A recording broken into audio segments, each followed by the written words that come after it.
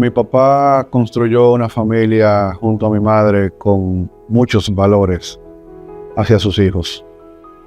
Un hombre muy amoroso, muy familiar. Yo era como quien dice su asistente personal, era muy estricto. Él te decía que llegara a las 9 a la oficina y si tú llegabas a las 9:05 ya eso era un problema mayor. Desde chiquita siempre fui muy cercana a él. Incluso él me incluía y siempre me involucraba en todas sus cosas de trabajo. Por ejemplo, me llevaba a la Suprema, me recuerdo cuando era pequeña. Yo conocí a Rafael Luciano Pichardo, a quien cariñosamente todos llamábamos papi, cuando comencé yo a dar clases en la Universidad Nacional Pedro Enrique Ureña en el año 1974. Pero su gran pasión siempre fue la clase, la cátedra universitaria.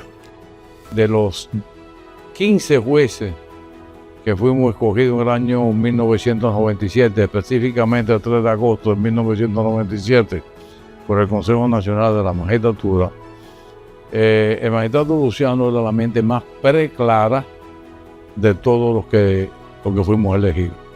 Cuando celebrábamos todos los jueves el pleno de la Suprema Corte de Justicia, que es la formación de todas las cámaras reunidas, y el presidente Subero llevaba los expedientes del pleno para ser fijados, para asignarlo a un juez y hacer que hiciera la sentencia, había que escoger un juez que redactara la sentencia.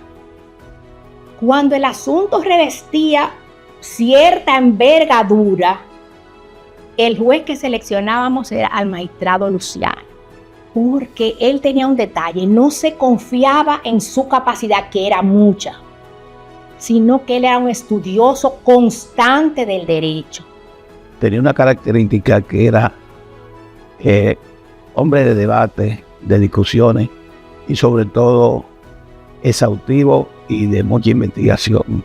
Participó en todas las facetas del ejercicio profesional de derecho, tanto como ejercitante en las barras del país, como profesor en la academia, se distinguió como profesor, y además ya su papel más brillante fue como causante, productor de jurisprudencia a través de la Suprema Corte de Justicia. Quienes tuvimos el privilegio de conocer al magistrado Rafael Luciano Pichardo, lo recordaremos siempre por su trayectoria jurídica y por su calidad humana. Un hombre excepcional.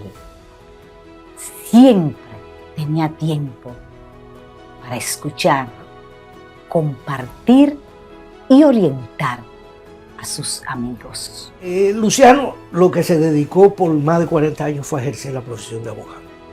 Él nunca tuvo aspiración a hacerlo, ni nunca había hecho empeño en eso. Pero un amigo muy personal, como me expresara en una ocasión, compañero de estudio y que se conocían ya desde la zona del Cibao, que respondía al nombre de José Francisco Peña Gómez, le solicitó, ante los afanes que había por modernizar la justicia y crear todo un sistema de más credibilidad, que él quería que participara. Y eso que observa, él tuvo mucha vinculación con toda la clase política. Ha sido uno de los grandes juristas de la República Dominicana. Marcó la transición hacia un nuevo derecho a partir de la reforma constitucional de 1994 y la designación de la primera Suprema Corte de Justicia tras esa reforma que modificó el procedimiento de designación de los jueces supremos y los puso a cargo del Consejo Nacional de la Magistratura. En uno de esos encuentros en la Escuela Nacional de la Judicatura, hay un magistrado especialista en Derecho Civil de la Suprema Corte de Justicia francesa llamada Jean-Marie Coulon. Estamos en unas actividades donde se está discutiendo el rol social que ha desarrollado la mujer con relación a la igualdad con el marido. Yo, muy osado y muy, diría yo, atrevido, tuve el valor de preguntarle al juez del Tribunal Supremo francés una cuestión que vinculaba un fallo de la Suprema Corte de Justicia y un fallo de este servidor como juez.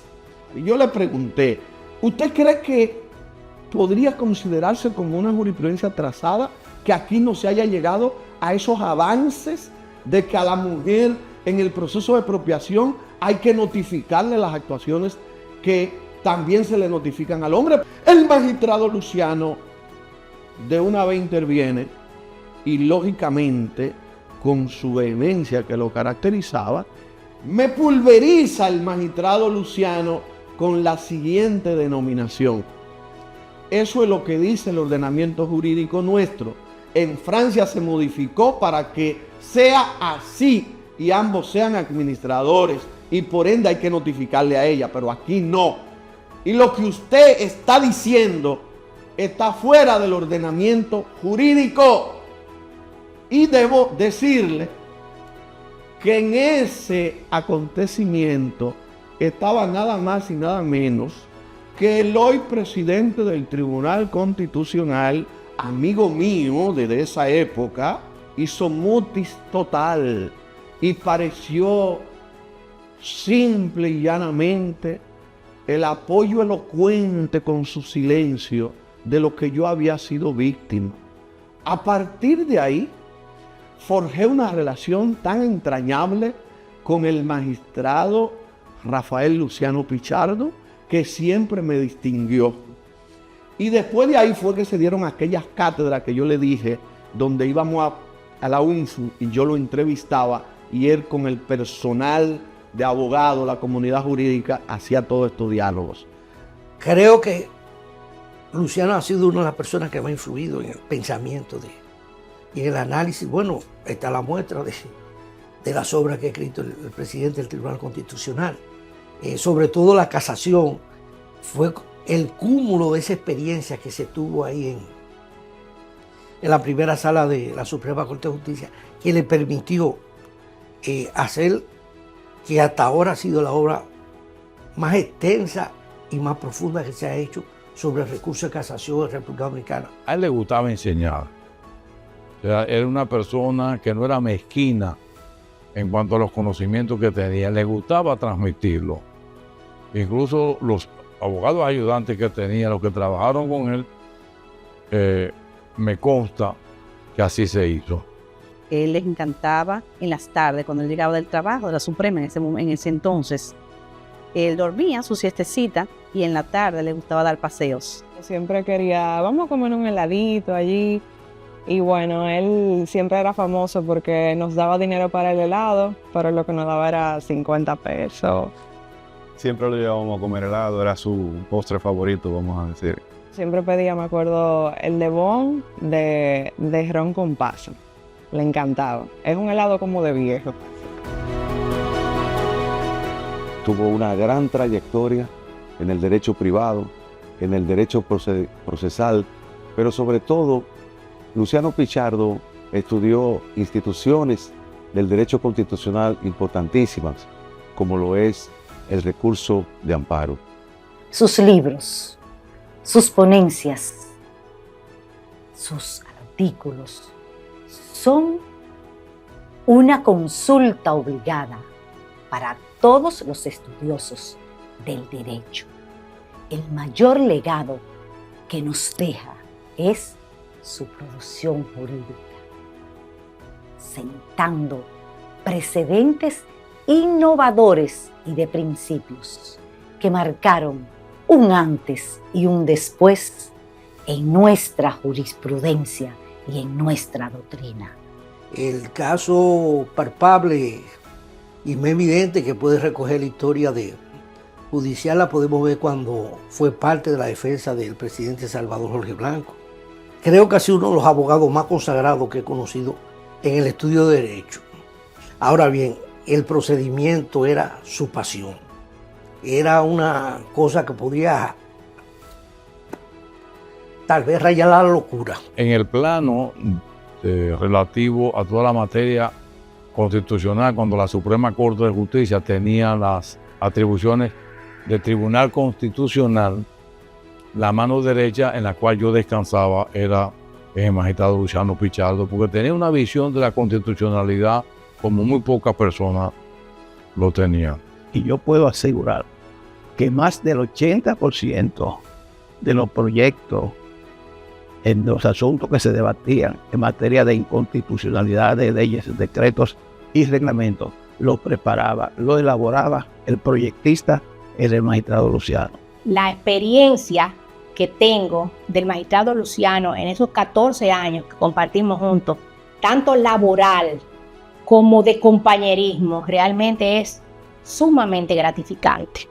Una gran parte de la población jurídica dominicana, sobre todo la que se dedicaba más o se ha dedicado más al estudio constitucional en los últimos 20, 30 años,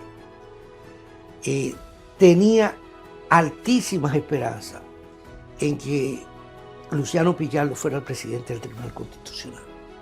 Es más, eso se tuvo como un hecho. Inclusive, la ley orgánica del Tribunal Constitucional es la 137-11 y el artículo 13 tenía solo 4 numerales. Hubo que hacer una ley con, vamos a decir, con carácter de urgencia, que fue la ley 145-11, y le agregó un numeral donde restringía a los 75 años de edad. Eso dio al traste, lamentablemente, que a él no se le nombrara. Como consecuencia de ese acto, sometimos una instancia de inconstitucionalidad a mediados del año 2011.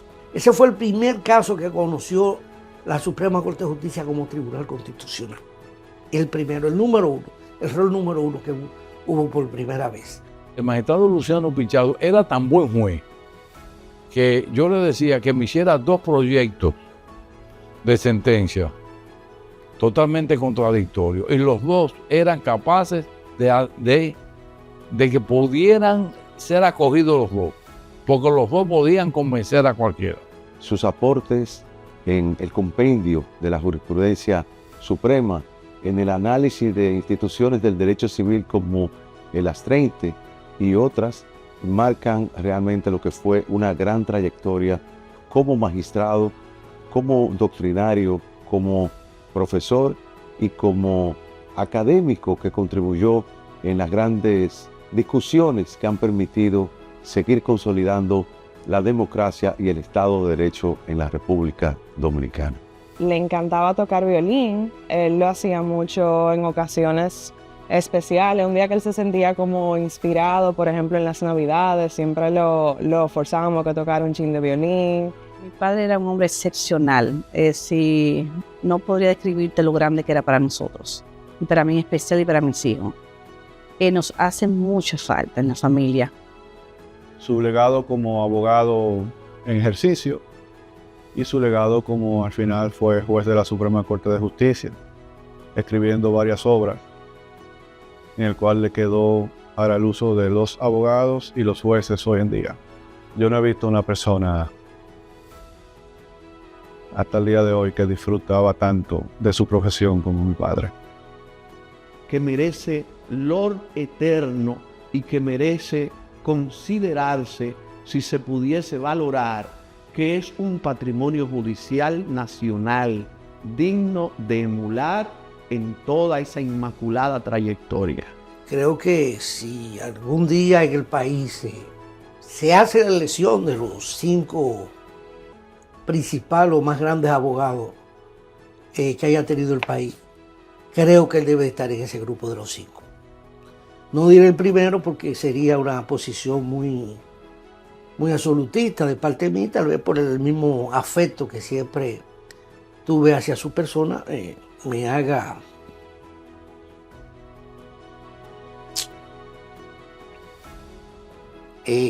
seguir junto con los otros abogados.